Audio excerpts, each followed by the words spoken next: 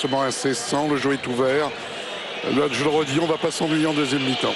Voilà, c'est reparti pour 90 minutes alors que, comme vous l'a dit, Eliane est confirmé par Charles Mnari, l'auteur de l'unique but contre le Sénégal. C'est lui qui avait marqué ce but qui avait valu la qualification de la Tunisie en demi-finale et rentré à la place de Nafti.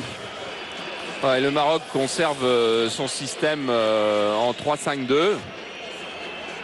Et pour le moment, cherche toujours la tête de Chamakh, mais la trouve très rarement depuis le début. Attention, parce que déviation de Chamakh et pour Hadji ou Mokhtari qui prend l'espace derrière, ça c'est une arme marocaine qu'on a souvent vue et qu'on n'a pas encore vue aujourd'hui. Pas encore, c'est vrai. On a en revanche vu Mokhtari, l'auteur de l'égalisation, et Hadji. Des 1-2 très rapide. Elle laisse jouer, mais le ballon est très rapide pour Chamakh.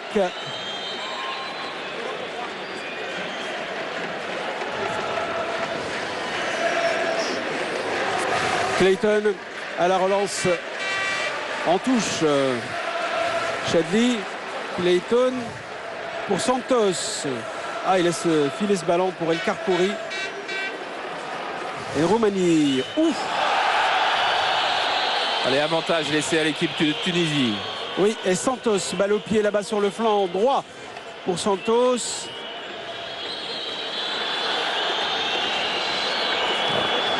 L'arbitre sénégalais laisse jouer le centre. Regragui. Ah, il parvient. Non, mais ça c'est toujours très mal joué. Vaut mieux mettre la balle en touche que la remettre là. Et là, c'est le centre de Clayton. Personne à la réception. Regragui en touche. Voilà, et tout le monde s'est relevé.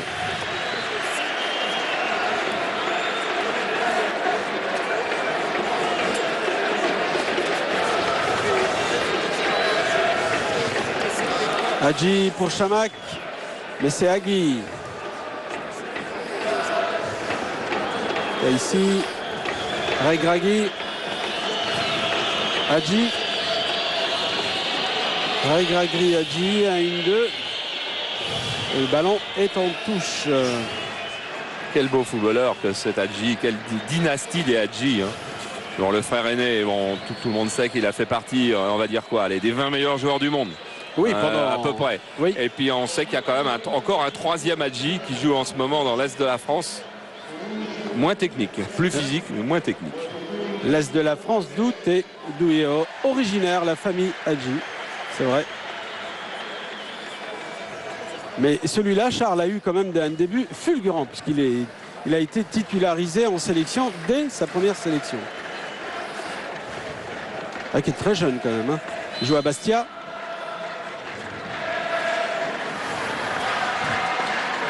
Clayton, c'est un coup franc, dit l'arbitre. Et pas une touche. Clayton, lui, c'est un ancien de Bastia.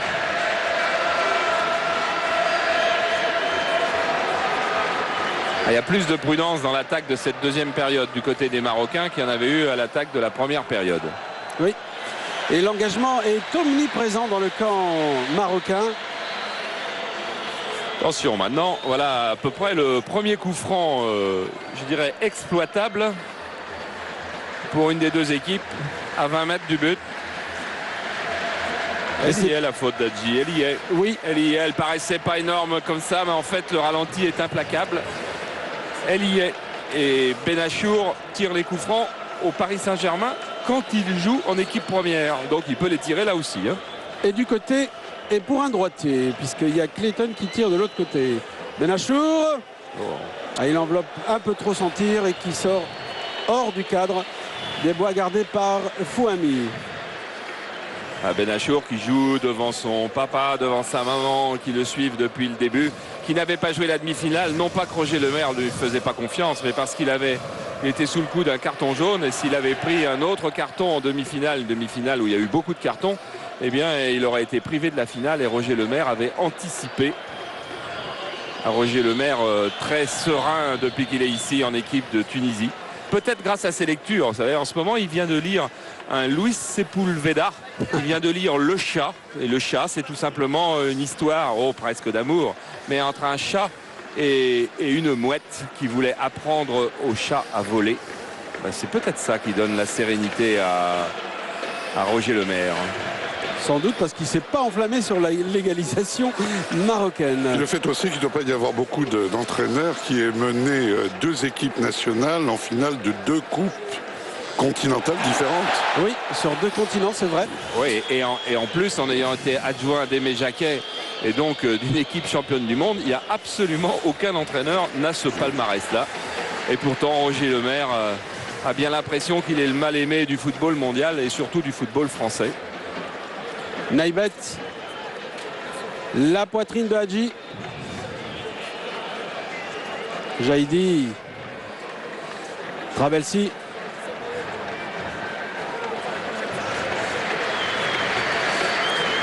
La technique, ça ne trompe pas. Un garçon qui est capable de faire ce geste-là de la poitrine est forcément un grand joueur. Et Hadji est un grand joueur. Hadji est d'ailleurs dans l'équipe, dans le 11 sélectionné par les entraîneurs de la Coupe d'Afrique des Nations. Enyema dans les buts, Regragui, Badra Ouadou, Atouba en défense, Ziani, Bouazizi, Okocha, Outaka au milieu. Kanouté, attention. Attention à Clayton, ce tir de Clayton. Et le but de Jaziri, je crois. Le but de Jaziri, oui, c'est bien ça. Alors qu'on joue à peine la 6e minute. C'est un coup de massue exactement dans les conditions de la première mi-temps. Bis repetita, le scénario qui assomme l'équipe du Maroc. La Tunisie reprend l'avantage. 2 buts à 1, but de Jaziri. Oui, on a vu le président Ben Ali debout pour applaudir. Avec effectivement ce Clayton qui va prendre l'espace, qui une fois encore cherche à tirer et cherche pas à trouver un homme. Et là, il y a une faute de main de Fouhami. La frappe de Clayton, elle est bonne, elle est bien équilibrée. Regardez, le ballon a très très peu d'effet. Et la grosse faute de main, le ralenti était terrible aussi pour Fouhami. Grosse faute de main de Fouhami, qui techniquement fait une très mauvaise prise de balle. On va suivre le regard de Clayton. Il regarde, et d'un seul coup, ouais, ça y est, il peut crier, laisser éclater sa joie. Jaziri a suivi et on retrouve le scénario identique à celui de la première période. Voilà, exactement, et dans les mêmes conditions. Alors que j'ai l'impression, Philippe, j'ai l'impression également, Charles, que Fouhami ne touche pas le ballon des mains. C'est le ballon qui rebondit sur sa poitrine. C'est terrible pour un gardien. Oui, c'est terrible. Bien sûr, une faute comme ça, oui. Mais les Marocains ont tardé à rentrer dans cette mi-temps. Hein. Ils sont arrivés un peu timorés. Ah, c'est toujours les diesels de l'arrière-garde marocaine. Et puis cette pression mise sur les gardiens marocains par Badou Zaki, qui lui, l'entraîneur, était un gardien mythique au Maroc.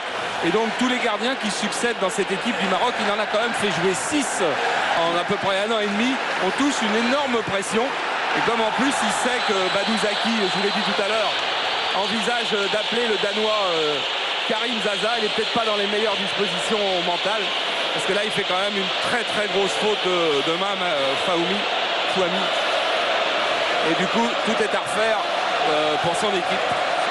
On revoit la faute au milieu du terrain sur Bouazizi. J'ai l'impression qu'il s'est fait mal. Regardez Fouhami où il va aller. Quelle erreur avec son avant-bras gauche, mais il ne s'est pas servi de sa main droite, il ne s'est pas servi de sa main gauche. Il doit être malheureux. Ouais, ses copains aussi. Hein. Bouazizi dans le rond central. Il est touché. Un petit coup d'œil sur le banc des remplaçants marocains. Voilà, Regragui pas content. Pas content peut-être parce qu'il pense que du temps est perdu. Par Bouazizi et par le service médical pour l'évacuer. Ça laisse songeur la présidence.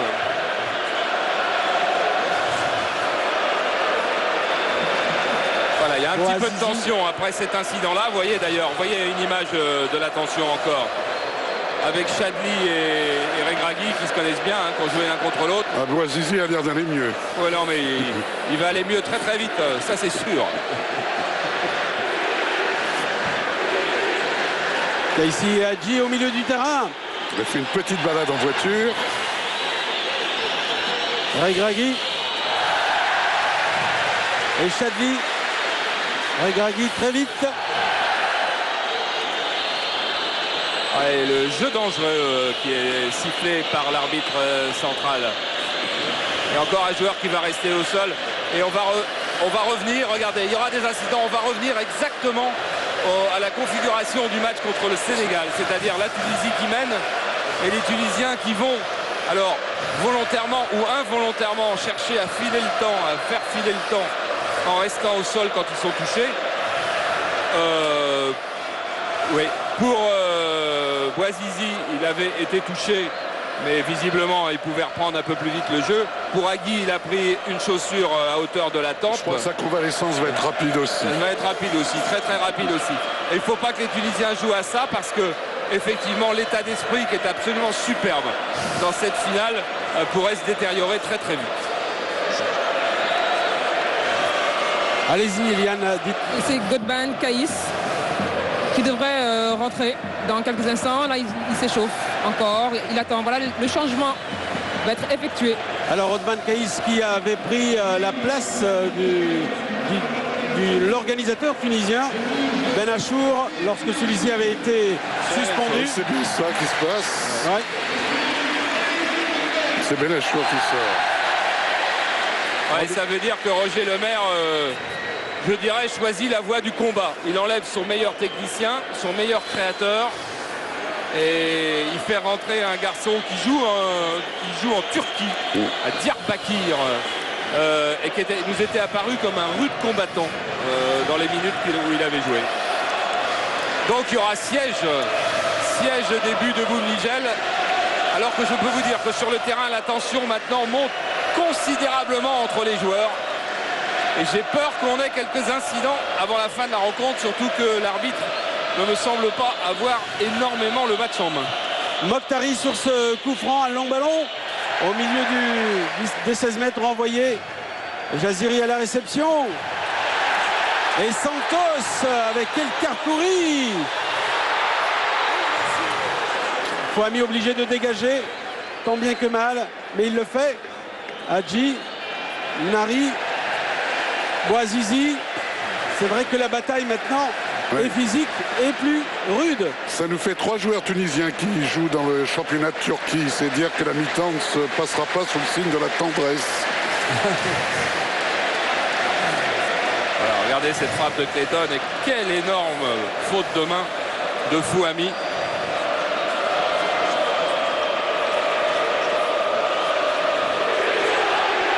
Jaziri Santos, on savait que c'était l'arme fatale. Elle l'a été souvent en tous les cas pour les adversaires des Tunisiens. Ben, aujourd'hui encore. Mokhtari à la lutte là-bas avec Clayton. Et coup franc. Un coup franc dangereux, oui. En faveur du Maroc. Tout le monde vient dans les 16 mètres tunisiens. Il y a les joueurs de tête, il y a El Karkouri bien sûr, mais il y a Wadou. Wadou qui a marqué le premier but de la saison avec Rennes en championnat de France contre Montpellier de la tête et qui a déjà marqué 2 buts de la tête cette saison.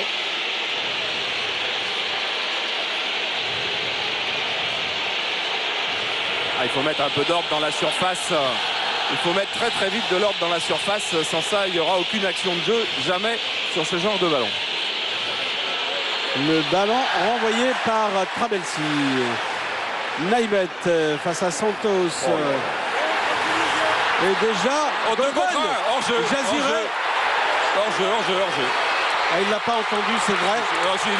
Il a sûrement entendu, mais... Et attention au carton jaune. Et il aura le carton. Oui, pour Jaziri. Carton jaune pour Jaziri. Pour continuation de l'action, alors que l'arbitre avait déjà sifflé sur une action entachée d'un hors-jeu. C'est assez extraordinaire parce que quand on voit quand même Mnari continuer à expliquer à l'arbitre, maintenant il y a discussion de tout le monde, que c'est impossible d'entendre le coup de sifflet. Il faisait signe regardez les tribunes, c'est impossible. On va surtout voir le ralenti. Il y a hors-jeu, il y a 15 cm. Il y a hors-jeu de 15 cm, mais 1 cm. Vous savez ce qu'il fait Roger Lemaire en ce moment? Je ne suis pas sûr qu'il ait envie de faire un changement depuis 10 minutes. Il est quand même pas stupide du tout. En revanche, quand vous avez des joueurs à qui vous demandez de puiser énormément dans le courage, dans la volonté pour se battre, pour défendre un but d'avance, quand ils voient un joueur qui s'échauffe le long de la touche, ils se disent c'est peut-être moi qui va sortir, et ils donnent encore 2 fois plus, ils vont puiser 2 fois plus au fond d'eux-mêmes. Et ça, c'est un petit coup d'intox que Roger Lemaire est en train de faire à ses joueurs. Et Madébi va peut-être rentrer, mais il ne va pas rentrer dans la minute qui vient. Hein. À mon avis, vous avez raison Charles, parce qu'il est revenu. Et le petit bout de papier qui sert au 4e arbitre à annoncer le changement, pour le moment, n'a pas été écrit. Hein. Wadou.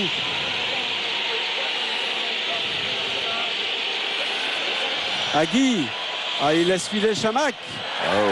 Et le bout des pieds de José Clayton en corner. Je pense que pour le Maroc, maintenant, on voit Benachour qui récupère, qui est resté devant ses copains, dans le banc de ses copains. Pour le Maroc, maintenant, les corners, parce qu'il va y avoir des corners, il y en aura encore beaucoup d'autres. Là, Chamac a laissé Clayton quasiment en mettre en corner. Ça va être une grosse arme. Et c'est Mokhtari toujours au 2e poteau. Et belle sortie de Boumnigel. Un gardien, disait Yachine, quand il sort, c'est pour prendre la balle. Ouais, c'est plus qu'un ballon capté pour Boumnigel. C'est une énorme respiration pour son équipe. C'est une bouffée de confiance pour ses défenseurs. C'est sur ce genre de ballon que se gagne un match. Mais attention, les Marocains vont arriver souvent. Oh, il a déjà un carton. Il a déjà un carton. Oui, un carton tout à l'heure pour avoir continué l'action alors que l'arbitre avait sifflé. Et là, il a frôlé le 2e carton. Signe d'une expulsion. Attention. Allez, maintenant, El Karkouri n'y est pas. Mais Wadou et Neybet, ils seront souvent devant. Et c'est Mokhtari qui place ce ballon au-dessus de la barre transversale. On aura ce scénario plusieurs fois maintenant, normalement, alors que Nabil Mahloul est allé voir la guérite du 4e arbitre pour signaler le changement imminent maintenant de Madbi. Changement signalé par Elian Herveau tout à l'heure. Il reste 25 minutes, quoi. Hein. Il reste 25 minutes. C'est 25 minutes. Il a choisi, Roger Lemaire, 25 minutes à tenir. Madbi, un défenseur qui viendrait compléter sa citadelle déjà bien fournie en joueurs. C'est quand même risqué parce que 25 minutes c'est long. Ah oui, c'est très long, oui. Mais il faut aussi, Roger Lemaire connaît les forces de son équipe. De toute façon, il n'a pas de créateur, il n'a pas de joueur capable de garder énormément le ballon. Donc il a choisi la voie des travailleurs. Il veut des travailleurs dans son équipe. Il veut que le milieu de terrain soit un milieu de fourmis. Et puis, ma foi, tant pis si on ne construit pas, tant pis si on ne garde pas le ballon. Il va falloir tenir. On va voir qui va sortir, sans doute Jaziri. Un attaquant. Eh oui, forcément, c'est dans la logique. C'est dans la logique du choix tactique du staff tunisien. Il a frôlé le 2e carton. Jaziri, il aura poussé pour obtenir ce but. Et c'est lui qui l'aura inscrit, Jaziri. Ça fait 5 joueurs du championnat de Tunisie sur le terrain. Voilà, et retour au quota habituel et traditionnel de Roger Lemaire. Un bon dosage de locaux et de joueurs professionnels. Bon, maintenant, les solutions offensives de la Tunisie sont très simples. C'est Santos en contre. Cours, mon garçon, s'il y a un ballon qui traîne, et on verra ce qui se passe. De manière musclée, là on est à 32, c'est-à-dire ça fait 32 secondes, 35 maintenant que le jeu est arrêté. Et ça, ça ne sera pas décompté. Voilà, 40 secondes. Chadli là-bas. Mnari. Le tir de Mnari. Madbi devant Regragui. Et Wadou.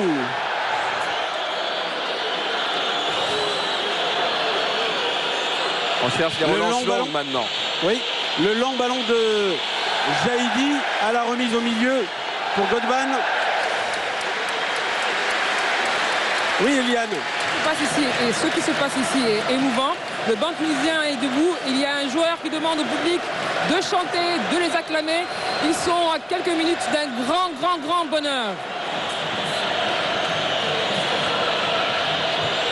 Et il reste encore 3 minutes sans le temps additionnel. Et c'est vrai que le public maintenant est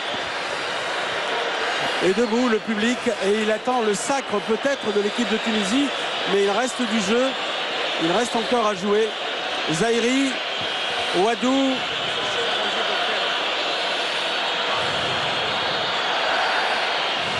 Zaïri, et c'est Chedli qui dégage ce ballon en touche. Regragui pour Moa. Et c'est Clayton. Voilà, et c'est du banc marocain, le staff technique marocain qui se lève pour jouer le rôle de ramasseur de balles. Regragui, Moa, Bouazizi.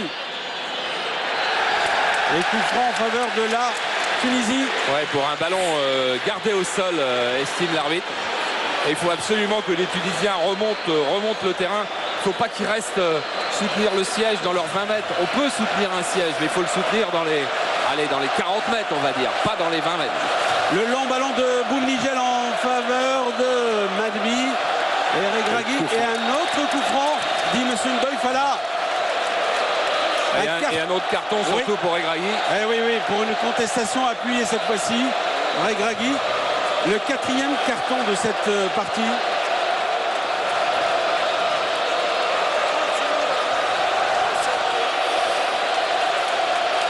Alors que le 4e arbitre, l'excellent béninois Kofi Kodja, qui officie en position de 4e arbitre, va indiquer maintenant le temps qui reste. Madbi. Moi. Ils vont avoir beaucoup de mal les Marocains, et je pense que le coaching de Roger Lemaire aura été quand même très audacieux, et s'il réussit, et il reste 4 minutes pour le réussir, il sera du niveau du coaching en finale de l'Euro qui avait permis à la France d'être championne d'Europe face à l'Italie. Et pour le moment, c'est bien parti. Un corner pour la Tunisie, alors que le temps réglementaire est épuisé. 45 minutes de la deuxième mi-temps sont épuisées, que l'on jouera. On est entré dans le temps additionnel déjà depuis 4 minutes.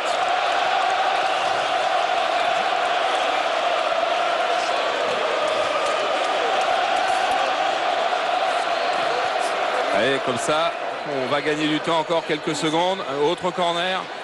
On peut tenir comme ça jusqu'au bout. Non, c'est 6 mètres, donc c'est pas corner.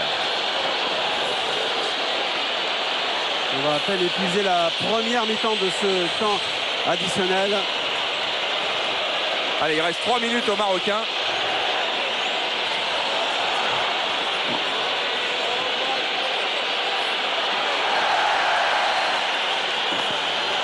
Ouadou qui est venu prêter main forte. Et un coup franc, attention. Un coup franc, ça veut dire une balle montée au point de pénalty, et ça veut dire El Karkouri va y aller, Ouadou va y aller, Naïbet va y aller. Tout le monde y va, sur ce ballon que va botter. Sauf Mokhtari. Et le gardien quand même. Et le gardien bien avancé. Il vaut qu'à 9, on se demande pourquoi ils n'y vont pas à 10 d'ailleurs, parce que... Ah non, il reste 2 minutes et demie, encore le temps. Le ballon s'est bien élevé dans les airs. Et un petit coup de poing bien boxé par Boumnigel. Mokhtari qui va remettre ce ballon. Voilà qui est fait au bon milieu d'un paquet de joueurs. Vert et blanc. Pas de problème pour Madbi. Oh, quelle bonne relance. La relance de Chedli, attention à leur jeu. 4 contre 2 s'il donne la balle maintenant. Et il a donné son ballon, il l'a lâché pour Santos maintenant. La remise de Santos sans conviction. Et il l'a fait. Oh, sans conviction, on ne peut pas le dire qu'un joueur tunisien a joué sans conviction dans cette Coupe d'Afrique des Nations. Non, mais sur une passe, il ne l'a pas appuyé, il ne l'a pas vraiment... Il faut reprendre le ballon du côté marocain, ils l'auront avec un coup franc. On leur a dit de jouer le 2-1, ils jouent le 2-1. Ah oui, ça c'est clair. La consigne de Roger Lemaire, elle a été claire. Il faut tenir le 2-1. Il reste 1 minute et demie pour le tenir. Et regardez l'engagement de tous ces garçons. C'est Fouhami qui est en position de libéro va dégager ce ballon. Loin devant, presque dans les 16 mètres tunisiens. Jaïdi à la relance, Moa qui récupère ce ballon. Tous les ballons sont chauds maintenant du côté marocain. Oh, et voilà encore un meilleur contre à jouer. 3 contre 2 cette fois-ci. 3 contre 2. À gauche, il y aura but. Oh, ils sont en jeu de 10 mètres. Ouais. Regragui, quelle inspiration. Regragui, il était à seul contre 2. Il n'avait qu'une solution. Faire un pas en avant pour mettre les adversaires en jeu. Il l'a fait. 45 secondes de jeu. 45 secondes. 45. Il faut envoyer la balle devant. El Karkouri. Et la bonne prise de balle de Boumnigel. Boumnigel qui aura fait une superbe partie. Et c'est lui l'aigle de Carthage. C'est lui qui plane sur sa surface et qui plane sur les Oussoud Al-Atlas, les lions de l'Atlas.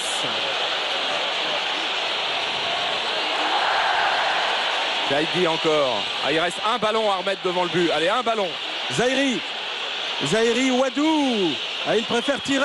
Ouais, un corner peut-être avant de finir. Moa, Chadli. Le voilà. Le corner. Le voilà. Voilà le C'est ça. dernier. C'est la dernière chance. La dernière chance. Il n'y en aura pas d'autre. Oh, il siffle avant. Et il siffle. Balando, il siffle avant. Oh, il va se faire gronder par les Marocains d'avoir fait ça. Oui. Il va se faire gronder, mais enfin c'est comme ça. La Tunisie a gagné la Coupe d'Afrique. La Tunisie a gagné la Coupe d'Afrique au terme de sa 3e finale. Elle avait tenté en 1965 et elle l'avait perdue en 1996.